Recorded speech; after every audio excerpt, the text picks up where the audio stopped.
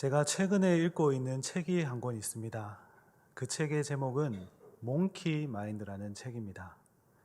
이 책은 뉴욕타임즈가 선정한 베스트셀러이면서 2013년 오프라 윈프리가 꼽은 40전에 읽어야 할 40권 중에 한 권으로 선정되기도 했습니다.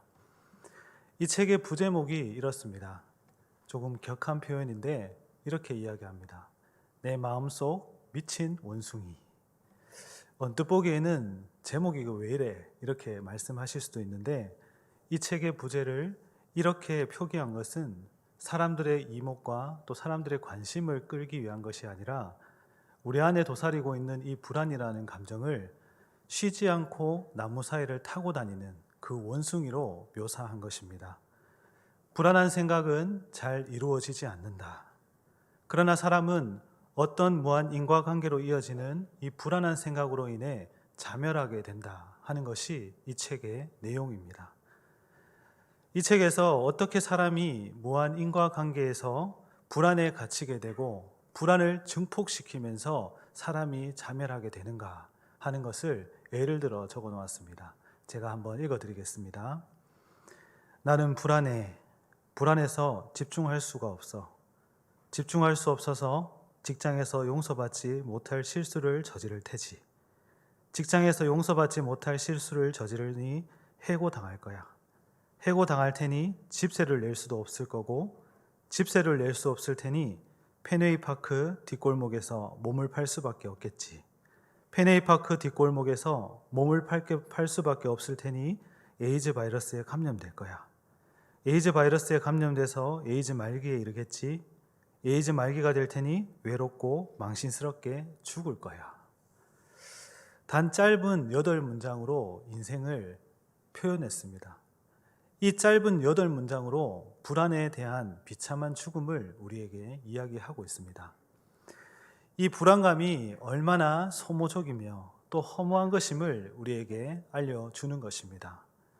그러나 우리에게 이런 생각들이 몰려온다고 생각하면 어떠시겠습니까? 이런 생각을 하고 싶지 않은데 계속해서 우리에게 이러한 감정들이 들어오고 또 계속해서 불안해지는 상황이 만약 여러분의 상황이라면 여러분은 어떻게 하시겠습니까? 이 숨막히게 돌아가는 환경이 나에게 이 불안감을 조성해 옵니다. 심어줍니다.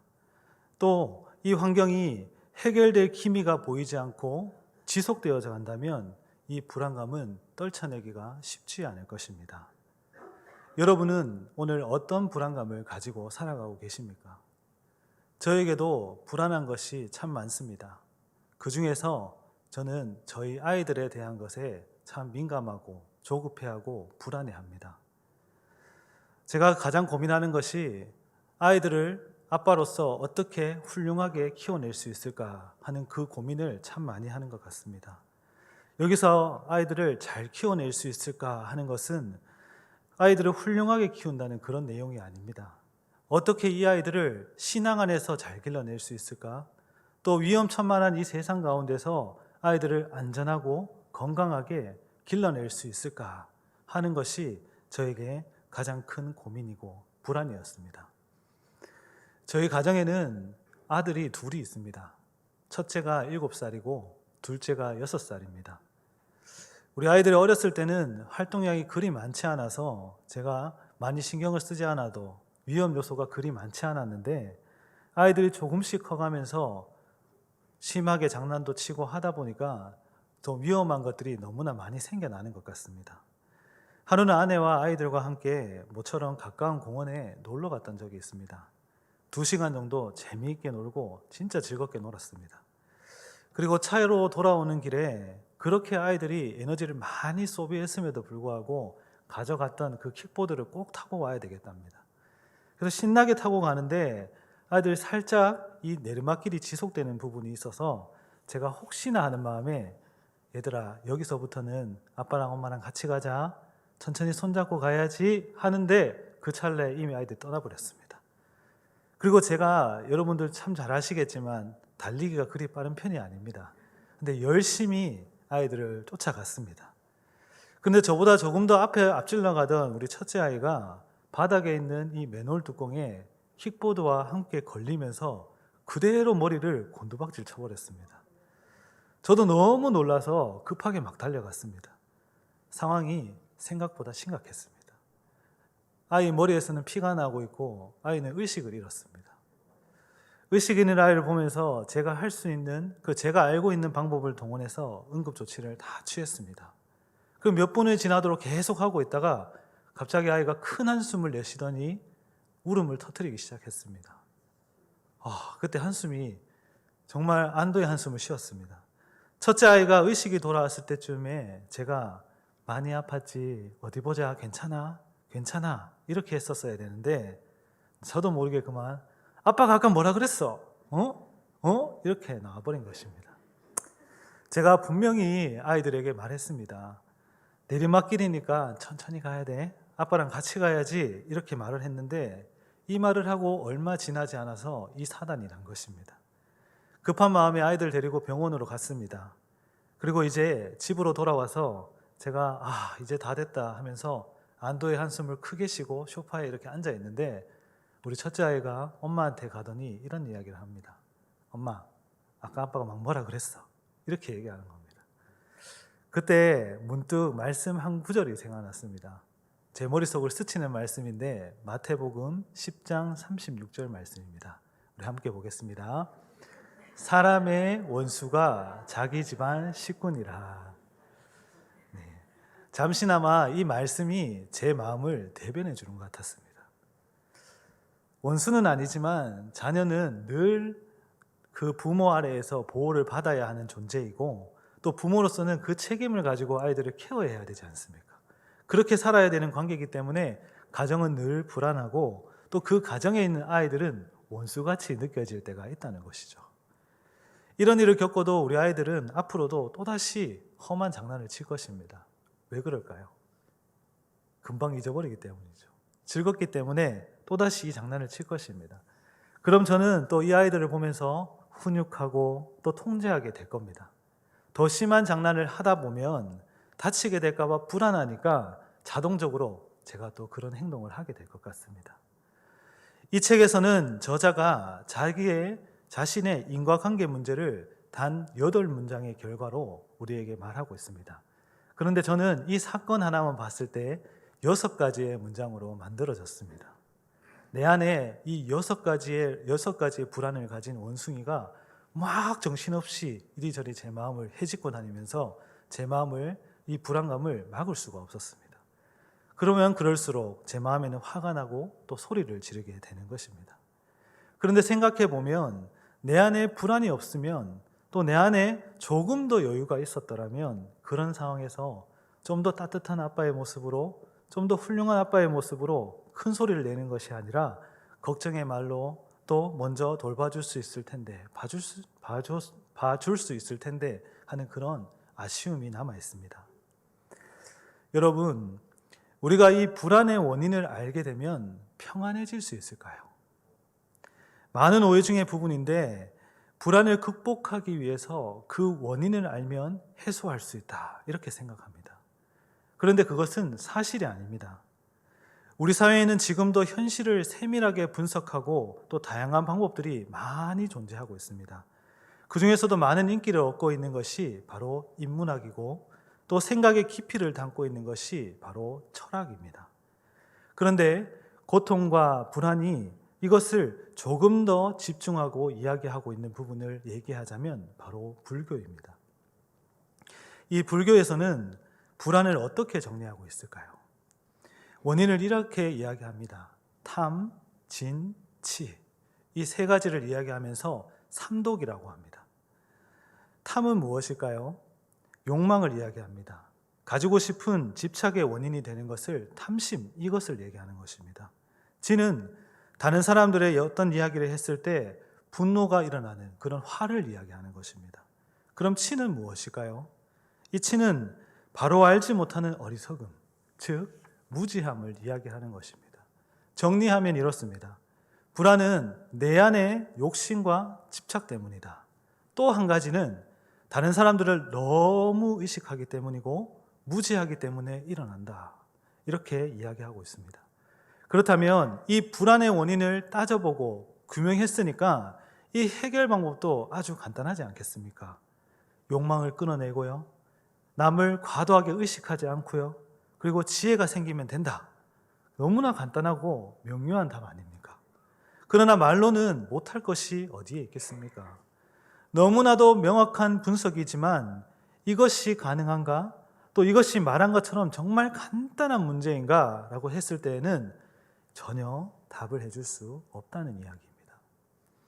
성경은 불안을 다루는 일에 있어서 다른 방법을 우리에게 제시하고 있습니다.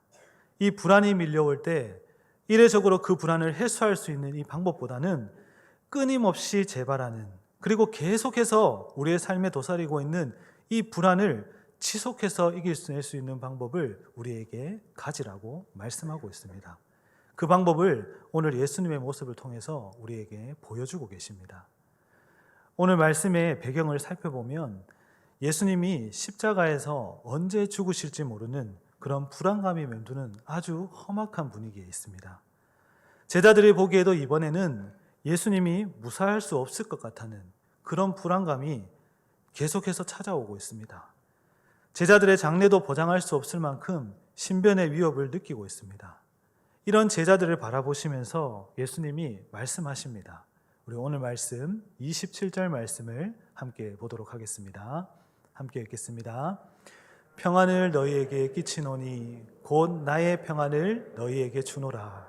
내가 너희에게 주는 것은 세상이 주는 것과 같이 아니하리라.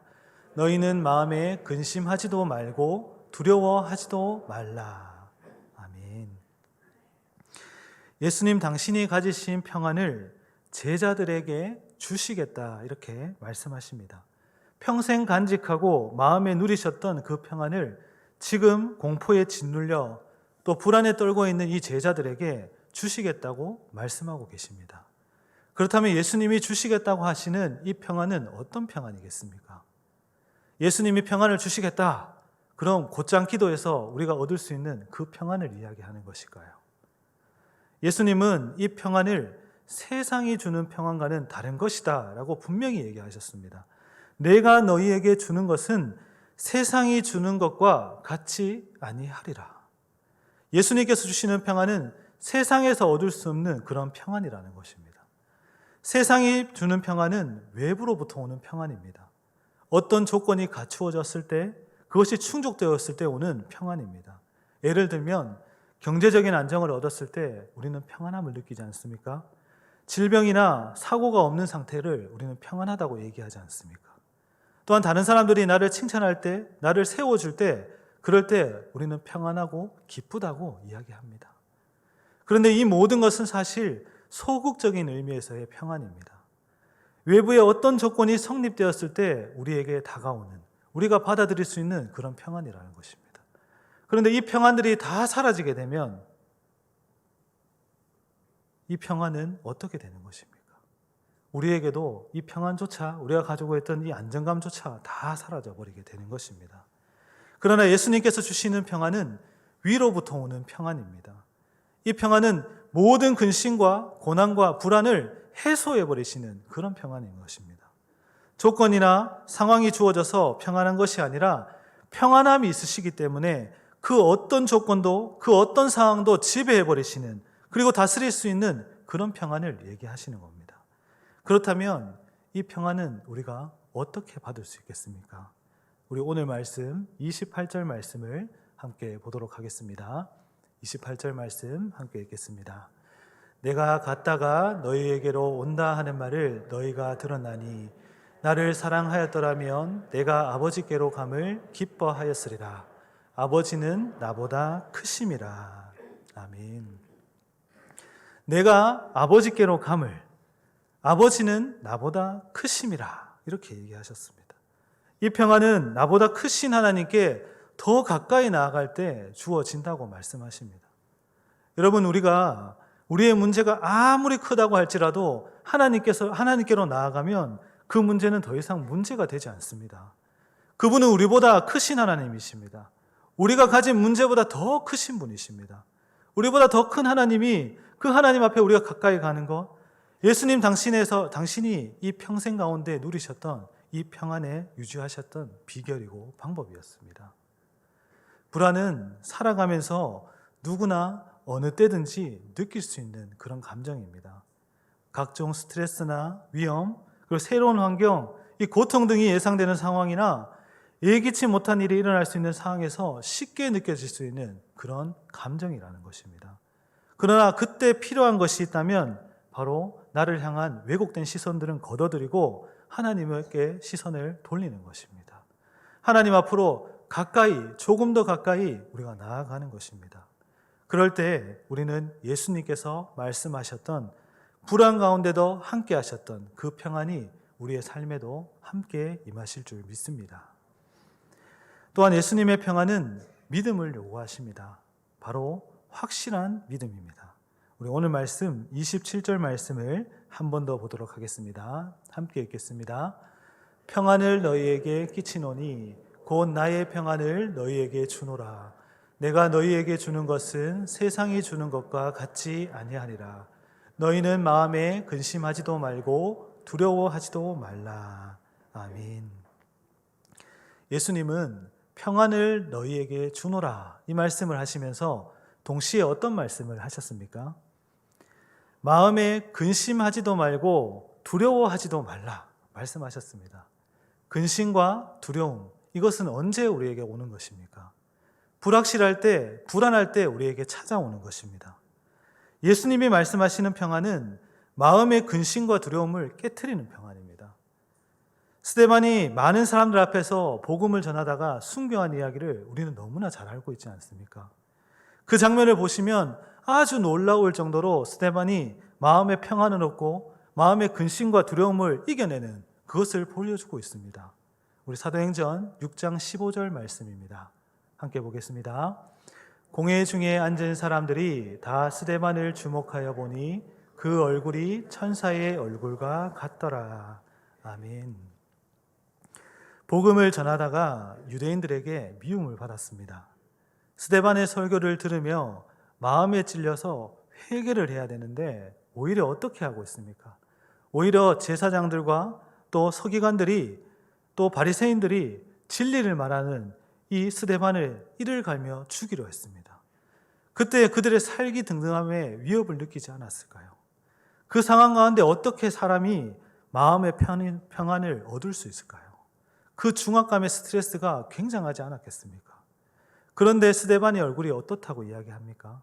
스데반의 얼굴이 천사와 같더라 이렇게 전하고 있습니다. 이 순간 나를 바라보는 죽을 것 같은 힘이 아니라 바로 하나님의 아들이 나를 바라보시고 나의 사역을 응원하고 계시고 내 편에 서 계신 그 모습을 믿음의 눈이 열려서 보게 된 것입니다. 이 믿음의 눈이 열리니까 나를 죽이려 하는 사람들이 보이는 것이 아니라 정말 나에게 은혜를 주시는, 나와 함께 하시는 그 예수님이 보였던 것입니다. 그래서 그는 돌에 맞아 죽으면서까지 그 평안을 유지할 수 있었다는 것입니다. 베드로도 그랬습니다. 사도행전 12장 6절에서 7절 말씀입니다. 우리 함께 보도록 하겠습니다. 헤롯이 잡아내려고 하는 그 전날 밤에 베드로가 두 군인 틈에서 두 사슬에 매여 누워 자는데 파수꾼들이 문 밖에서 옥을 지키더니 호련히 주의 사자가 나타나매 옥중에 광채가 빛나며 또 베드로의 옆구리를 쳐 깨워 이르되 급히 일어나라 하니 쇠사슬이 그 손에서 벗어지더라. 아멘. 이 스데반의 사건을 보면 평안했지만 돌에 맞아 죽었습니다. 그런데 이 베드로의 사건을 보면 조금 다릅니다. 예수님의 제자이면서 동료였던 야고보가 먼저 칼에 맞아 죽었습니다. 이 야고보를 죽이고 이제는 유대인들이 베드로를 죽이기 위해서 옥에 가두었습니다. 내일이면 죽는다는 겁니다. 내일이면 죽는데 지금 어떻게 하고 있습니까? 베드로는 누워서 자고 있다는 것입니다. 지금 이 베드로는 내일 죽을지도 모르는데 자고 있습니다. 이것과 대비되는 장면이 겟세마네에서 예수님께서 기도하신 장면입니다. 예수님은 죽을 것 같아서 땀방울이 핏방울이 되도록 열심히 기도하셨습니다. 그런데 그 옆에 있던 베드로는 어떻게 하고 있었습니까? 그 시간에 지쳐서 잠에 들어 있었습니다. 예수님의 그 고통을 느끼지 못하기 때문에 자고 있었습니다. 마음이 편안해서 자는 것이 아닙니다. 상대방의 고통을 공감하지 못해내고 그저 내가 지쳐서 자고 있는 것입니다. 그러나 지금 이 자고 있는 이 잠은 어떤 잠입니까? 편안함에서 이루어지는 잠입니다. 내일 죽을지도 모르는 상황이 분명한데도 베드로는 지금 누워서 자고 있습니다. 예수님이 말씀하시는 평안은 바로 이런 것입니다. 어떤 상황에서도 마음이 평안해지는 것입니다. 이 평안은 믿는 자에게 주시는 평안입니다. 상황이 좋아서 저절로 믿음이 생겨서 편안한 것이 아니라 상황이 극도로 좋지 않은데 예수님이 믿어진다는 것입니다.